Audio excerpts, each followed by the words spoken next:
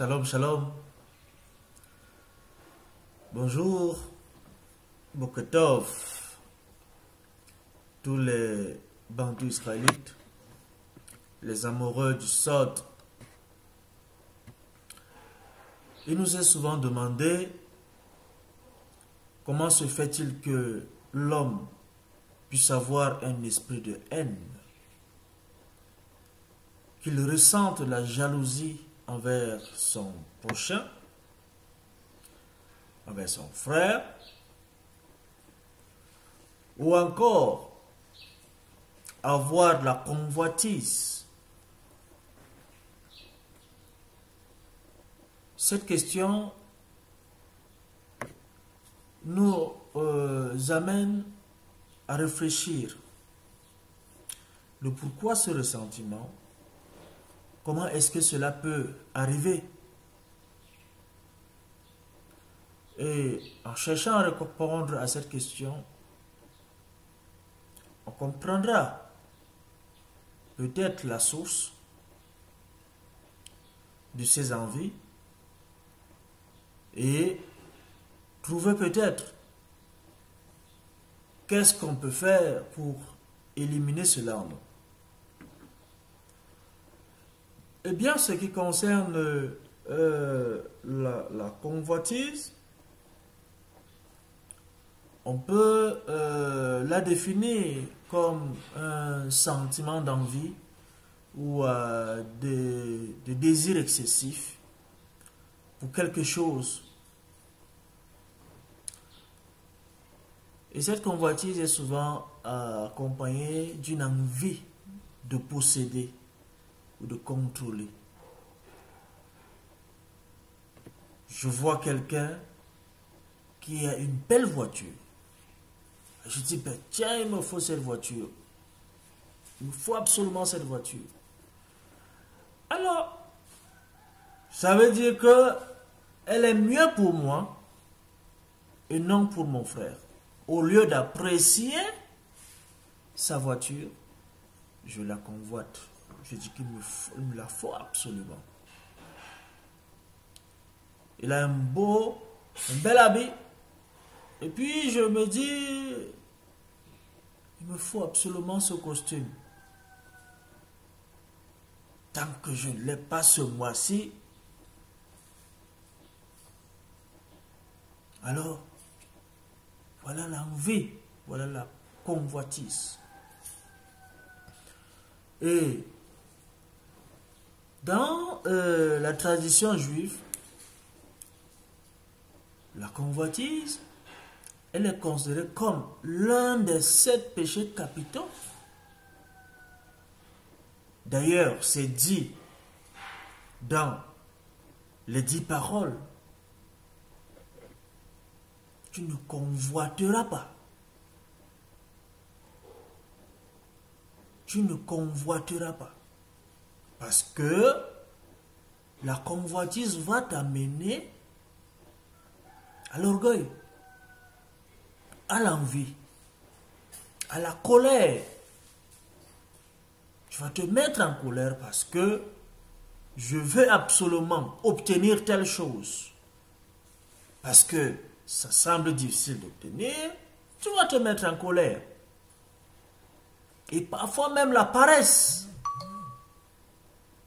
la gourmandise. Voilà ce que la convoitise peut nous amener. Même l'amour du luxe. C'est-à-dire, tu veux te placer là où tu ne dois pas être. Ou encore, tu n'es pas prêt. Tu veux atteindre un stade, donc il faut une préparation. Il faut un travail. Mais tu veux déjà arriver à atteindre là-bas.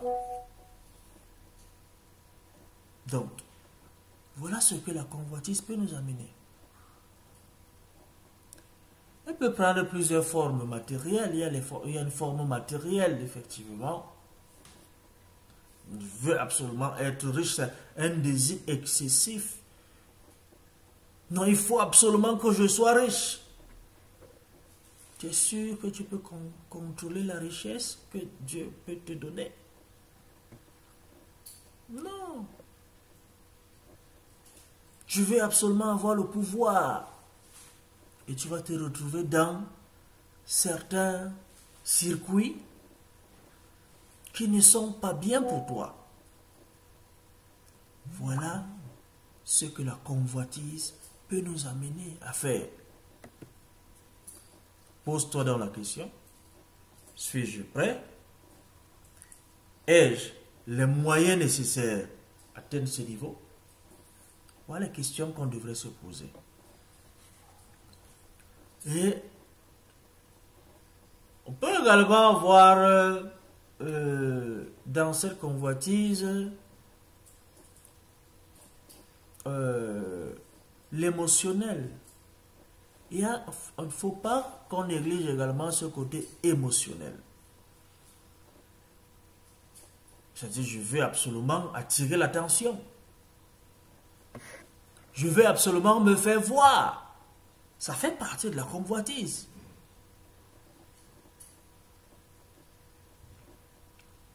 Il faut absolument que je me fasse désirer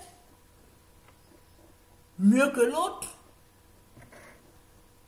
Voilà la convoitise.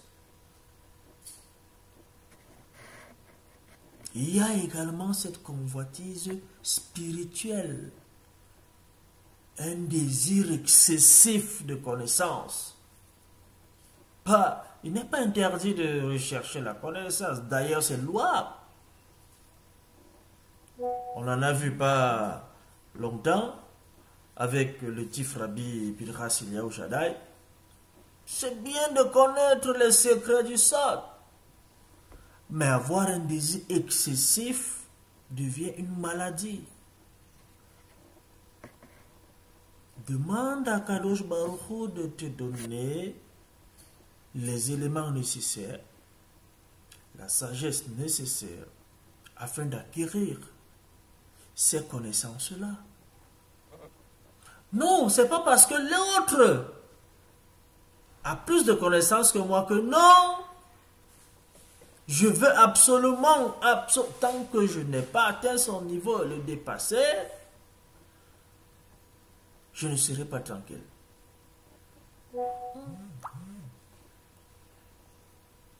Il n'est pas interdit de le dépasser ou de se surpasser, mais c'est l'excès qu'on interdit ici. Un excès de pouvoir. Tant que je ne suis pas au-dessus de lui, je ne peux pas rester tranquille.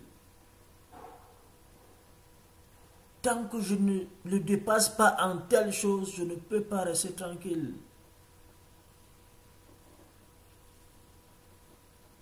Et on verra également que cette convoitise, elle peut avoir des conséquences. Pas qu'elle peut avoir. Elle a effectivement des conséquences. Parce qu'on verra quelque part que la convoitise, elle crée des tensions. Elle peut créer des tensions et des conflits dans les relations. Voilà l'une des conséquences de la convoitise. Perte de relations. Elle peut nous faire perdre des relations. C'est-à-dire, elle nous rend esclaves de nos désirs. Ou alors la perte de liberté. Oui, la perte de liberté, effectivement, c'est celle-là qui nous rend esclaves. Parce que la perte de relation, elle entraîne des tensions et des conflits. Par contre, la perte de liberté, elle nous rend esclaves de nos désirs. Et elle peut même nous empêcher de vivre une vie équilibrée. Parce que je veux absolument atteindre ce niveau N'ayant donc pas les moyens, je n'aurai plus une vie équilibrée à cause de la convoitise. Il peut également arriver que mon âme soit corrompue par rapport à nos principes et nos valeurs. Un bantou israélite ne se laisse pas corrompre dans son âme. Non, ça ne rentre pas dans nos mœurs. Bantou israélite, c'est un homme intègre. C'est un homme qui doit toujours être à la recherche de l'équilibre mental, physique, spirituel, moral. Voilà les valeurs d'un bantou israélite. Non, je vais absolument atteindre ce monsieur, je vais arriver à son niveau. Tant que ce n'est pas arrivé, je ne peux pas rester tranquille. Vous connaissez certainement cette phrase. Yismer Elohim ve'Ephraim ve'chi Menaché. Que je te fasse ressembler à Ephraim et Menaché. Et je t'ajoutais également, par cela tu seras béni, Israël, que Dieu te place comme Ephraim et Menaché. Qu'est-ce que cela veut dire? Que Dieu te fasse ressembler à Ephraim ou Menaché. Et on va comprendre à partir de là pourquoi est-ce qu'il ne faut pas être jaloux, il ne faut pas convoiter, il ne faut pas envier. À partir de cette phrase-là, eh bien, il est dit, Ephraim et Menaché, c'étaient les enfants de Joseph. Lorsqu'il s'est retrouvé à Misraïm, en Égypte, après qu'il ait été vendu par ses frères, il a fondé une famille là-bas. Avant que son père ne descende en Égypte le trouver, il a eu 2 enfants. Menaché et Ephraim. Et les sages nous disent que Ephraim était le plus sage de sa génération. C'est d'ailleurs l'élève le plus important de Jacob. D'ailleurs, du fait qu'il soit le petit-fils de Jacob, les sages nous font savoir que c'était l'élève le plus sage de Jacob. Menaché, par contre, lui était le prince le plus respecté dans la cour du pharaon. Voilà. Ephraim, l'élève le plus important de Jacob, c'était un érudit, un très grand élève de Torah, étudiant de Torah. Pendant que Menaché, ou Manassé en français, lui était le prince le plus respecté. Voilà comment on qualifie les 2 enfants de Joseph. Et lorsqu'on voit cette phrase, que Dieu te place comme Ephraim et Menaché, alors que je sais qu'il est presque impossible d'être comme eux. Quelle est la phrase là? Qu'est-ce qu'on peut dire? Quelle est cette bénédiction? Qu'on soit sage d'un côté et prince de l'autre. Parce que l'un était sage, l'autre prince. Maintenant, à travers ces bénédictions, on te dit, il faut être sage d'un côté et prince de l'autre côté. Et lorsque Joseph a amené Ephraïm et Ménaché devant Jacob, Joseph, lui, il a pensé que Jacob poserait sa main droite sur Ménaché, l'aîné, parce que, rappelons-le, c'est Ménaché qui est l'aîné. Et puis sa main gauche sur Ephraïm. C'est pour ça qu'il place Ephraïm du côté droit de son grand-père et Ménaché du côté droit de son grand-père et Ephraïm du côté gauche de son grand-père. Alors, comme ça, il aurait facilement déposé les mains sur eux, sur l'aîné et sur le cadet. Mais quelque chose s'est passé. Quelque chose s'est passé d'inattendu. La Torah nous dit que Jacob a croisé les mains et a placé sa main gauche sur la tête de Ménaché et sa main droite sur la tête de Ephraïm.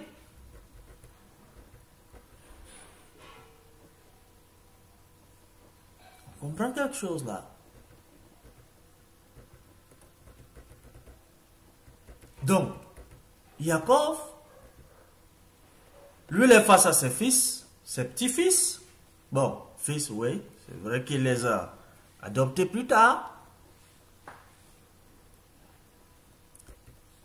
On vient lui placer ses petits-fils pour qu'ils les bénissent. Et Joseph s'arrange à ce que l'aîné soit du côté droit de son grand-père et le cadet du côté gauche pour que la bénédiction d'imposition de main lui soit facile. Contrairement à ce qu'il attendait, c'était plutôt l'inverse. Et donc, on va comprendre à partir de cette bénédiction, Ephraïm, qui est le cadet, il aurait dû s'éveiller dans son esprit un grand orgueil. À partir de cette bénédiction, on aurait dû constater un orgueil chez lui. C'est pourquoi? C'est lui que son grand-père a choisi par la main droite. Et dans l'esprit de Ménaché aurait dû s'éveiller un sentiment de jalousie envers son petit frère. Mais pourquoi est-ce que c'est à moi qu'on pose la main gauche alors que je suis l'aîné? C'est exactement ce qui nous arrive. Lorsque je vois quelqu'un avec une belle voiture, je dis pourquoi pas moi? Il est conçu une belle villa. Je dis mais pourquoi pas moi? Et parfois même on dit nous sommes venus accompagner les autres. Ah bon? Donc tu es venu accompagner quelqu'un sur cette terre? Mais qui est-ce que tu es venu accompagner? Maintenant, sache que tu as une mission bien précisée sur cette terre. Tu n'es pas venu accompagner quelqu'un. Et à partir de cette bénédiction, la bénédiction de ses enfants, on comprendra que chacun a sa mission. Il y a Ephraïm qui est le sage, il y a Ménaché qui est le prince. L'un ne doit convoiter l'autre. Lorsque toi, qui as une meilleure bénédiction, tu ne dois pas inviter l'orgueil en toi. Non. Un sage ne se vante pas. Un sage ne tape pas la main dans la poitrine que je suis sage. Mais regardez simplement. Rabbeinu. Rabbi Pinchas Eliyahu. La simplicité de l'être. Il peut se trouver n'importe où avec n'importe qui. Avoir tous les échanges possibles dont on a besoin. Dérangez-lui avec des questions, il va vous donner des réponses. Au moment qu'il faut. C'est ça un sage. Un sage ne bombe pas le torse pour dire, bah, je suis plus que vous. Je sais mieux que vous. Non. Mais, il doit faire valoir sa connaissance. Un sage ne cache pas sa connaissance. Il doit faire valoir sa connaissance. Et c'est ce que le chief rabbinette fait tous ces derniers temps. Voilà le travail. Il faut enseigner.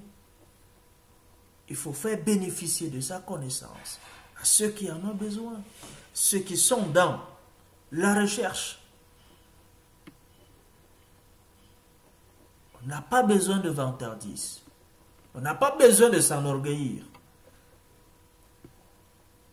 Ephraïm, il a réussi. Et Jacob, dans sa prophétie, il a vu que dans l'esprit d'Ephraïm et Ménaché, il n'y avait aucune jalousie, aucun orgueil, aucune indignation. C'est pour cela qu'il a dit, par cela, tu seras béni Israël. Il a vu ça. Les enfants avaient une relation saine. L'un n'enviait pas l'autre. Oh, mon frère, il est le plus distingué des princes. Bah, il faut que je fasse aussi. Il faut que je sois aussi distingué. Il faut que je sois aussi respecté. Ni Ménaché n'a pas observé que... Ah, lui, il étudie la Torah, il devient un grand érudit. Il faut que je le supplante. Il faut que je sois mieux que lui. Comprenons que nous n'avons pas les mêmes cerveaux.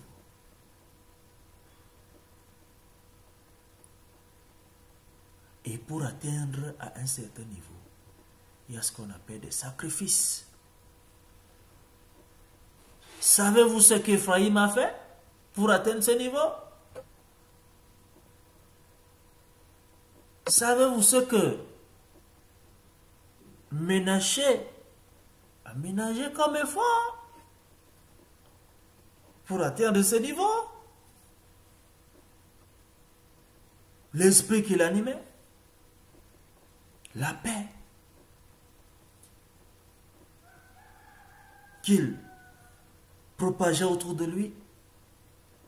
Non, parce qu'on veut simplement être comme l'autre, sans oublier les efforts consentis par lui, les sacrifices,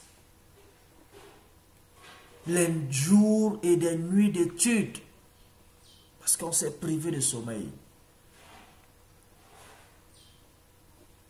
C'est ça, Ephraïm et Ménaché. Et tout parent, mère, père ou mère, qui béniront, n'est-ce pas, leurs enfants,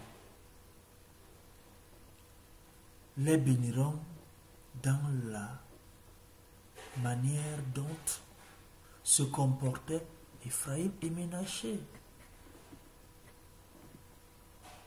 Il faut s'améliorer de manière absolue. Soyons heureux l'un pour l'autre. C'est-à-dire, ça doit me faire plaisir. Je dois de voir mon frère évoluer.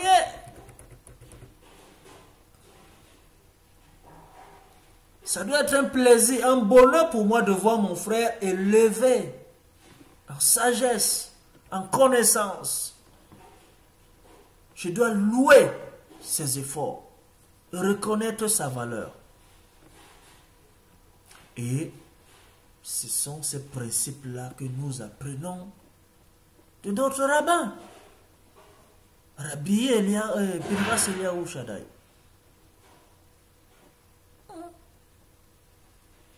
Tu convoites ton frère, voilà ton échec.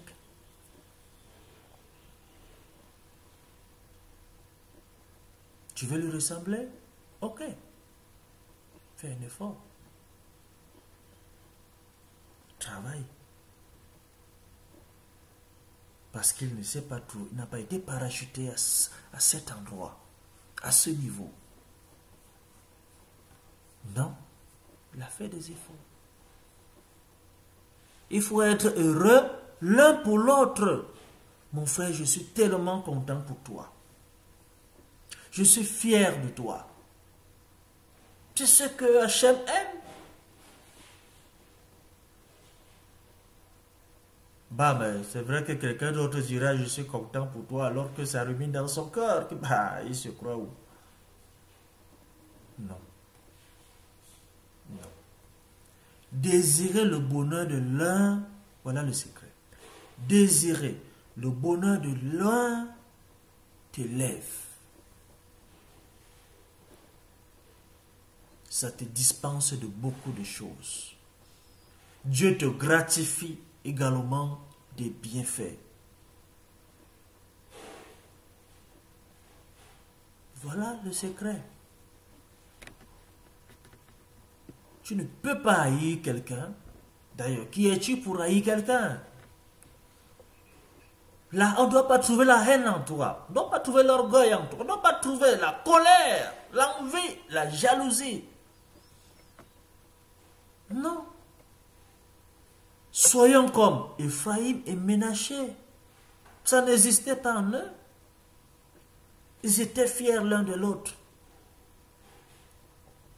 Et c'est sur cela que Jacob,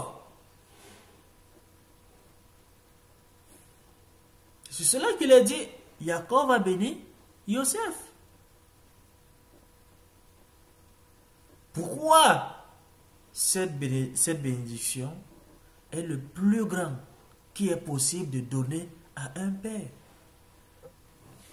C'est la plus grande bénédiction.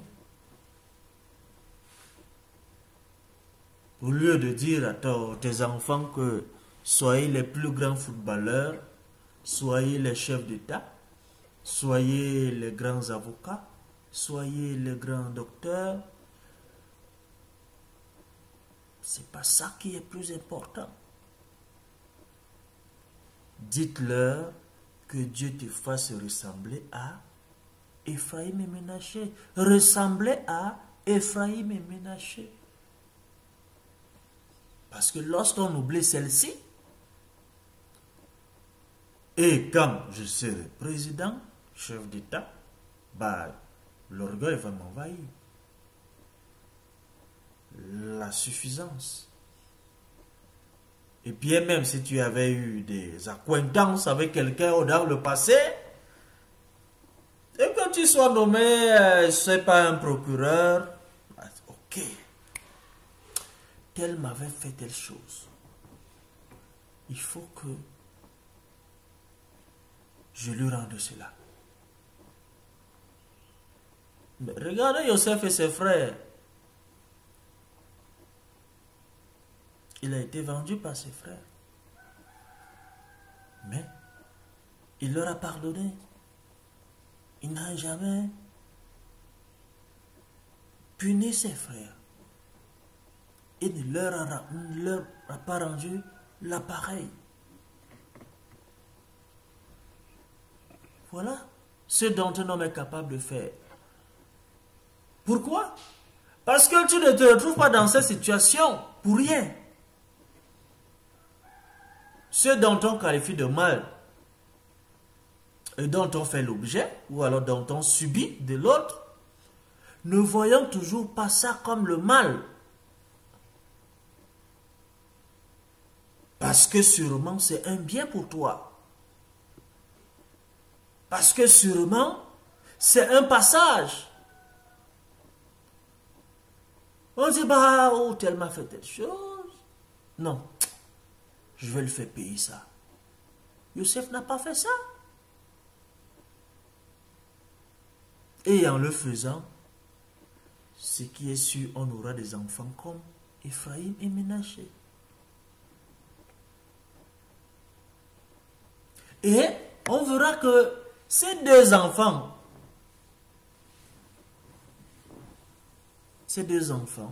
et leur comportement peuvent être un modèle d'influence pour chacun dans les générations. La qualité d'Ephraïm et la qualité de Ménaché, non. Ayons cela pour modèle d'influence. Donc il faut éliminer l'envie, il faut éliminer l'orgueil, il faut éliminer la jalousie, la convoitise.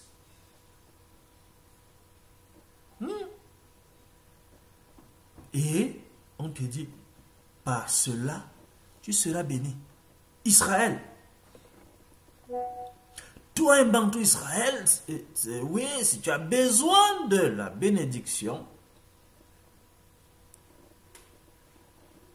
sois comme Ephraïm et Ménaché.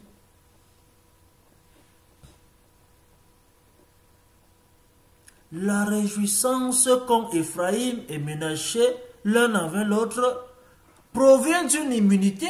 C'est un vaccin issu de leur vertu. Ce qu'il a ne contredit en rien ce que j'ai. Non. Ce que l'autre a, ça n'enlève en rien ce que j'ai. Et il ne faut pas penser à un moment donné qu'il a plus que moi, mais plutôt être content de ce qu'il a et le bénir davantage. Voilà le secret. Mais lorsque je ne me contente pas de mon téléphone, j'ai un Samsung, je vois mon frère avec un iPhone, je dis non, non, c'est ça qu'il me faut. Mais il faut absolument un iPhone, je ne sais pas, 14, je ne sais pas si ça existe, 14 ou 15. Les Pro Max, voilà. Non, non, non, non. On ne doit pas se comporter de cette manière. Et dans nos relations,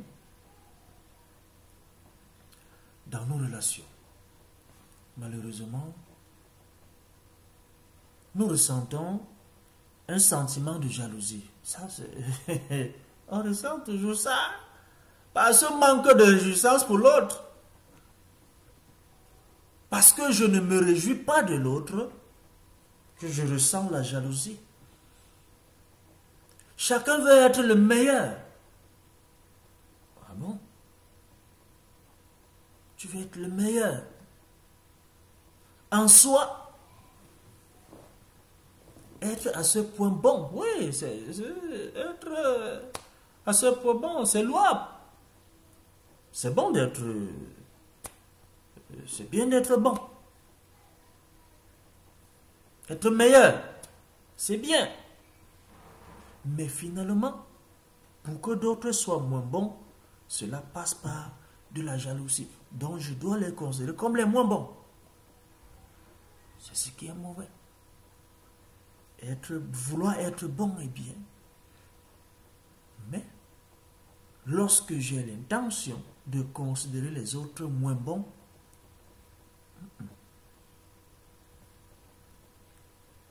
c'est grave. C'est grave. Prenons cette réjouissance pour les autres comme Ephraim et Ménaché. Réjouissons-nous de ce que nous avons. Contente-toi d'abord de ce que tu as. Bénis le ciel pour ce qu'il t'a donné. Réjouissons-nous tout autant pour ce que les autres ont eu. Sois toujours content pour l'autre. Voilà ce que on peut dire sur la convoitise. Et on verra que lorsque nous adoptons effectivement l'amour, la considération, nous allons éliminer, n'est-ce pas, tous ces éléments négatifs.